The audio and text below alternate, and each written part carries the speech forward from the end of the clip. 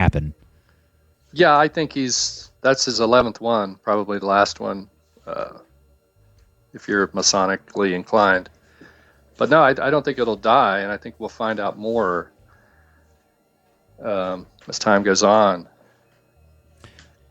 So, I'll bring it back to then the present day with Trayvon and the helter-skelter situation there. No, I'm sorry, what? You know who his father was?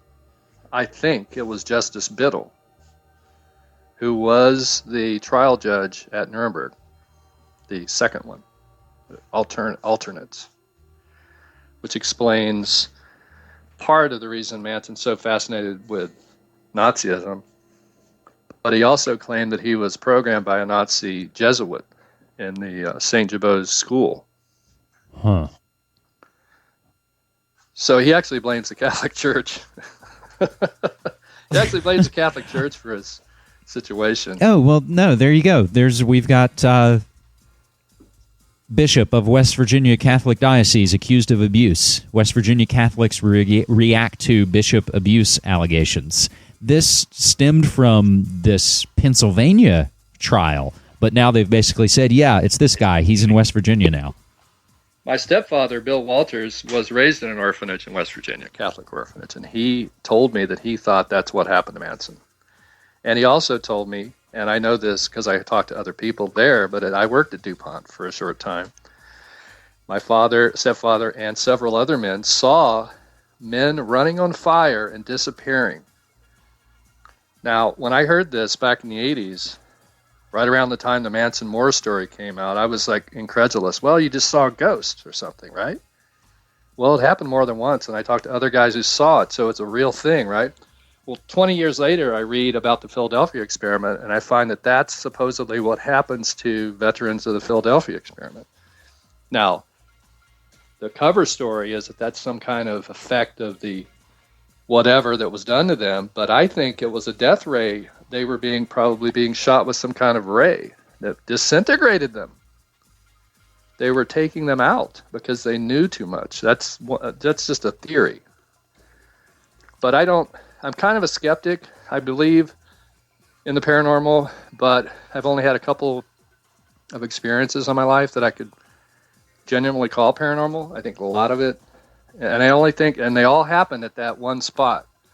The rest of the reality that I've experienced is pretty nuts and bolts, normal material. That's really where I kind of come down. I've personally never had any kind of experiences like that. One last West Virginia note. Do you know about the Boy Scouts Bechtel operation? No, I've heard about Bechtel in Columbus mind controlling people. One Mothman witness claims that they mind controlled her. She predicted the collapse of the Silver Bridge before it happened. Scouting a new plan. This is on West Virginia Metro News. A plan to annex the Boy Scout property, the Summit, in Fayette County into the city of Mount Hope is taking a little longer than expected. Mount Hope Mayor Michael Martin, and this is 2 days ago, Mount Hope Mayor Michael Martin says the Boy Scouts of America proposed the action last year and the city is in favor, but there's one problem. The city hadn't updated its comprehensive plan since 1968. It's something Martin says had fallen through the cracks of many administrations. Blah, blah, blah. The city found many of the ordinances in the 44-year-old document don't meet today's strict standards for annexation. Basically, the Boy Scout property remains under construction with plans for the National Scouting Jamboree next summer, which they hope to bring in about 40,000 people. Long story short, Bechtel Boy Scouts are trying to buy up a bunch of land in southern West Virginia to make it a Boy Scout cult land. You know, I don't know if you know this, but if you've ever looked at the MK Ultra list of sub-projects that we know of, summer camps is one of them. Scouting.org. You can read about the Summit Bechtel Reserve. And I know some folks in West Virginia who have been looking at this as the sort of kind of environmental United Nations land grab kind of tie-in. There's a Jonestown tie-in, too, in that area. because there was a summer camp that I used to go to near Boomer.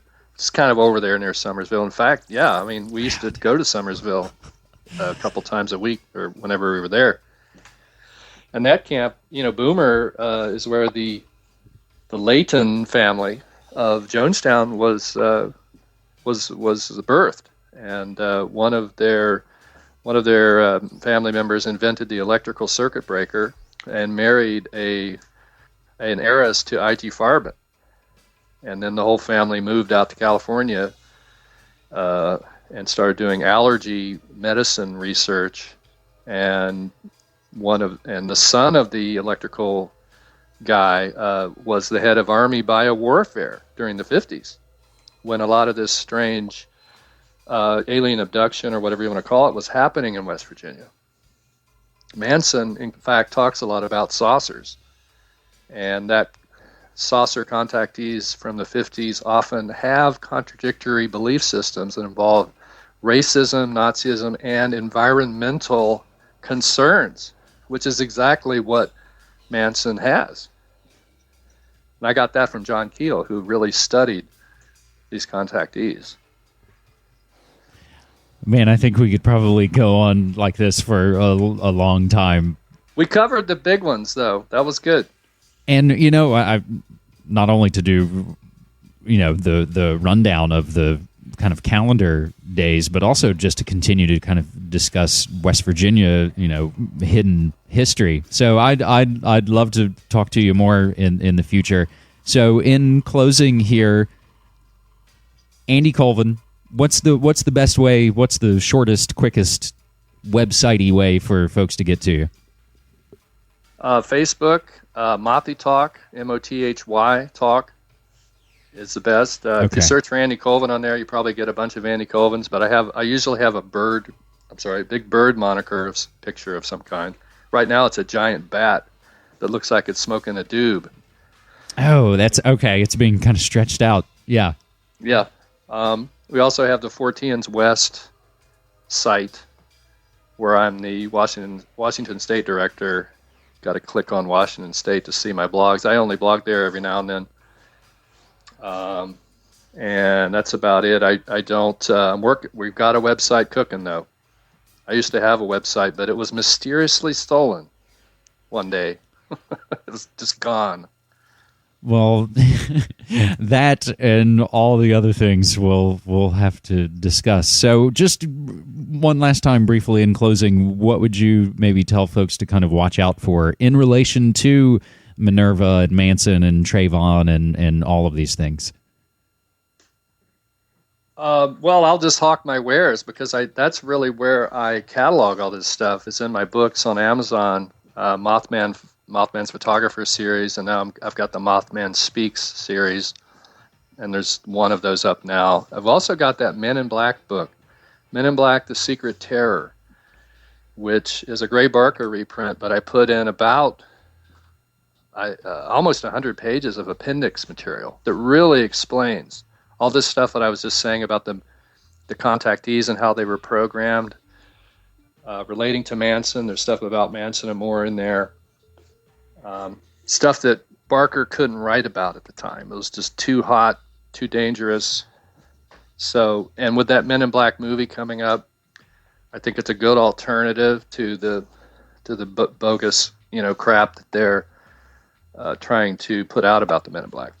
And did you catch the guy that sent out suspicious powder from a non-existent address in Portland, Oregon, calling himself the MIB a few weeks ago? I did. And, the key thing to remember about the Men in Black is they only went after people who did not believe in the extraterrestrial thesis. The ET thesis is safe.